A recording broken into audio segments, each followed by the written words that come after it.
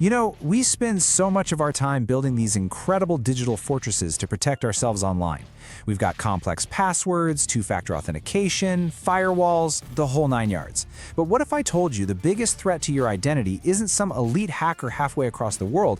What if it's just a piece of paper you threw out yesterday? Today, we're going to go full-on forensic and investigate how simple physical documents become the actual keys that can unlock and hijack your entire digital life. And this quote, it really gets to the heart of the paradox, doesn't it? We're all conditioned to fear the digital ghost in the machine, but the most devastating attacks, they often start with something you can actually hold in your hand. That piece of junk mail, an old utility bill, a forgotten insurance card in your car's glove box. This is where the story of a total identity takeover really begins. Not with a click, but with a piece of paper. And you can really see the disconnect right here. On the left, that's where we put all our focus and our anxiety, right? The digital stuff. It's a world of high-tech security. But then you look at the right column and you see the analog vulnerabilities. These are the weak points criminals are actively looking for. The unlocked mailbox, the recycling bin sitting on the curb. It's like we're fighting this 21st century war on one front while leaving the back door completely wide open. So, let's officially begin our investigation. And to do that, we have to start thinking about our physical environment, our homes, our cars, our mailboxes, not just as our personal space, but as a potential crime scene. See, here's the fundamental flaw in the whole system. Let's call it the analog to digital vulnerability. Banks, government agencies, even the DMV. They were all built on a legacy of trusting physical documents. A piece of paper with the right seal or the right letterhead, it just triggers this immediate sense of authority that no firewall can replicate. So when a criminal has your document in their hand, they're not just holding paper. They're exploiting this deep-seated institutional trust. They have found a loophole in the human operating system. So if your mailbox is the crime scene, what's the weapon? Well, criminals are hunting for a very specific and incredibly powerful tool. It's called a breeder document. And the term itself is just chillingly accurate, isn't it? A breeder document is a foundational piece of paper that literally gives birth to other, more powerful forms of ID. Think of it like a seed. On its own, it has potential. But when you plant it in the right system, it can grow into a complete fraudulent identity. One that gives a criminal an immense amount of power. And as you can see from this chart, not all documents are created equal. There's a clear hierarchy. At the very top, you've got your Tier 1 breeder documents. Things like a birth certificate or a social security card. These are the master keys. A birth certificate is literally the root of all other identification you'll ever have. Then you have Tier 2 documents. They aren't the master key, but they are crucial supporting evidence. A tax return? That's a goldmine. It's a complete financial map of your life, plus your social security number. And even a simple utility bill can be used to prove residency, which is exactly what a criminal needs to open new accounts in your name. They use these documents together, using one to get the next, building up their fake profile piece by piece. Okay, so we understand the crime scene and the weapon. Now let's walk through the heist itself. And this isn't some random act of opportunity. It's a systematic, six-step process that turns a piece of your stolen paper into a complete identity takeover. It all starts with step 1, targeting and acquisition. And honestly, it's shockingly low-tech. These criminals aren't hacking into some corporate mainframe. They're walking down your street, checking for unlocked mailboxes. They are literally going through residential trash and recycling bins, a practice called dumpster diving, just looking for discarded mail. They're exploiting the simple, everyday security lapses we all make because, well, we assume no one would ever bother. And then they find it.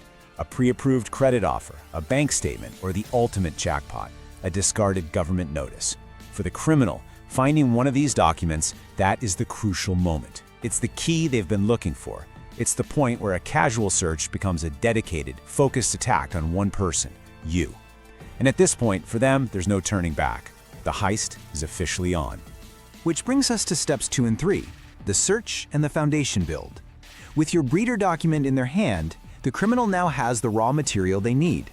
They take your birth certificate and social security number, walk right into the DMV, and apply for a perfectly legitimate, state-issued ID card, but with their photo on it. They are literally laundering your identity, cleaning it, and pressing it onto a new official document that proves they are you. And this right here, this is the absolute pivot point of the entire crime. This is where the manipulation flips. The criminal is no longer just holding a piece of your stolen mail. They now possess a government-backed, legally recognized document that says they are you. Just think about that for a second. The very system that was designed to protect your identity is now working against you, actively authenticating the imposter. So now we get to step 4, impersonation escalation. Armed with this official ID, the criminal doesn't need to bother hacking your bank account online. They can bypass all of that. They can walk right through the front door of your bank, smile at the teller, present their ID, and say, "Hi, I'd like to withdraw all my funds." And because they have a valid physical ID, the system is designed to say, "Yes, of course." Now, for the victim, this is the psychological choke point. It's a moment of absolute terror. Imagine getting that call from your bank. Imagine trying to explain to the police that the person with the official state-issued driver's license, a document with your name and your address, isn't you. It is a nightmare scenario where the burden of proof is suddenly impossibly on you. You have to prove who you are against a system that now legally recognizes someone else. Finally, we reach steps 5 and 6, extraction and concealment.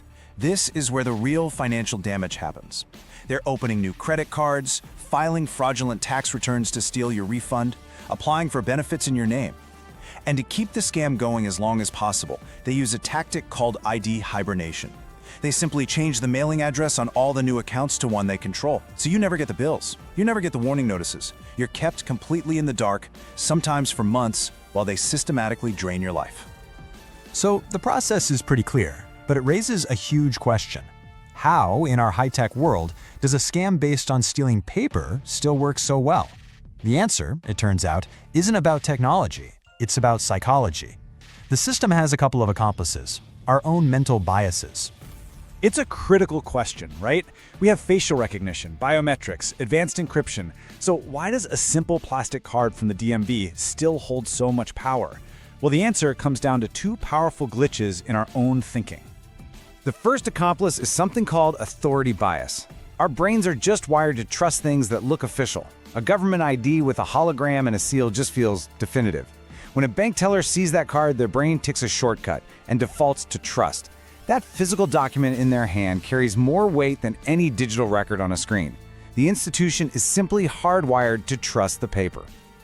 The second accomplice is our very own optimism bias. This is that little voice in our head that says, "Nah, that won't happen to me." It's why we treat sensitive mail as just paper. It's why we might toss a pre-approved credit offer into the recycling without shredding it, or why we leave our mailbox unlocked. We underestimate the risk because deep down, we don't believe we'll be the target. And that bias creates the exact vulnerabilities criminals are looking for.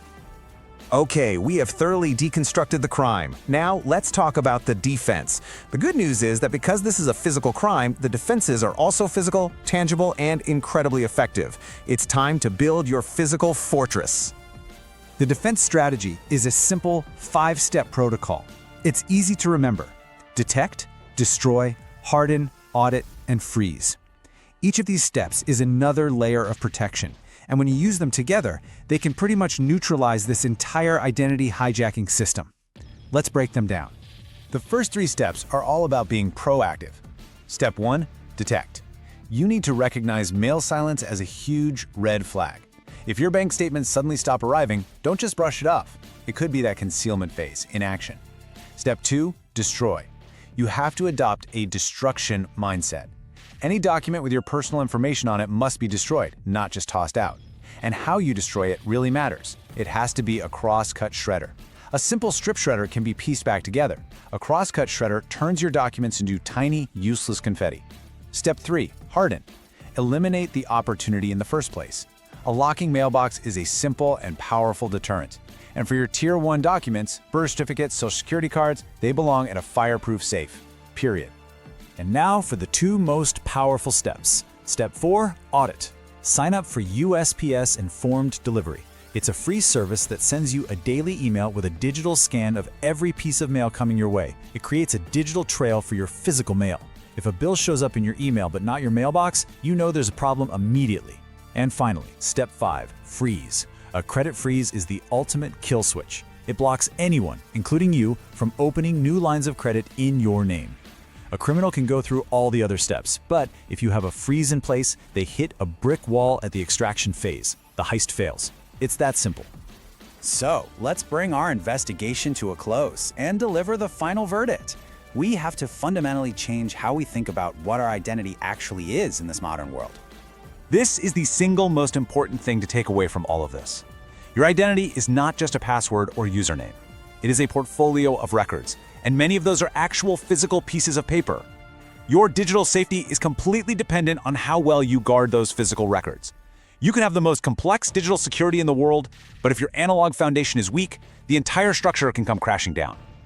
So I want to leave you with a simple, protective mantra. Something to remember every time you walk to your mailbox or go to throw something away. Shred the debris, lock the box. Your identity is only as safe as the paper you protect. Guard that paper like it's your most complex password, because in the eyes of a criminal, that's exactly what it is.